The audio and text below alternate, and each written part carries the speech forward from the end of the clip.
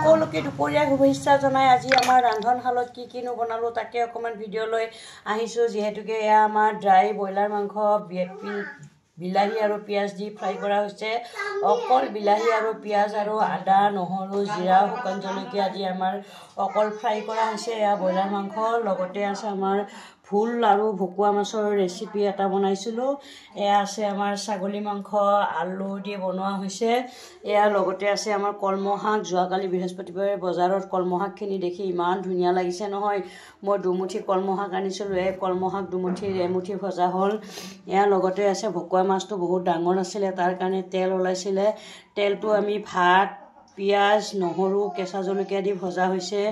আৰু লগতে আছে আমাৰ দুৰুম্বন ইয়াতে গাঁৱত এতিয়া যিহেতুকে আছে দুৰুম্বন ইমান ধুনীয়া পলি দুৰুম্বন বজাৰত বিক্ৰী কৰি আছে নহয় 20 টকাত 4 মুঠি দুৰুম্বন মই যোৱাকালি লৈ আহিছিলোঁ লৈ আহি এতিয়া দুমুঠি কাটি কুটি লোৱা হ'ল বৰ্তমান মাছৰ মাথাই দি দুৰুম্বনৰ শাকৰ ভাজি বনোৱা হৈছে আজি আমাৰ দুপৰীয়া সাজত ইমানখিনি আছে আৰু লগতে ফ্ৰাই মাছো আছে যদি কোনোবাই ফুলৰ তৰকাৰী মাছ নাখায় ফ্ৰাই মাছৰ 4 পিচ 5 পিচমান ৰখা থৈ দিয়া হৈছে যদি কোনোবাই খাওঁ বুলি ভাবে আমাৰ ঘৰলৈ আজি আহিলে এই ৰেচিপিটো উপভোগ কৰিব পাৰিব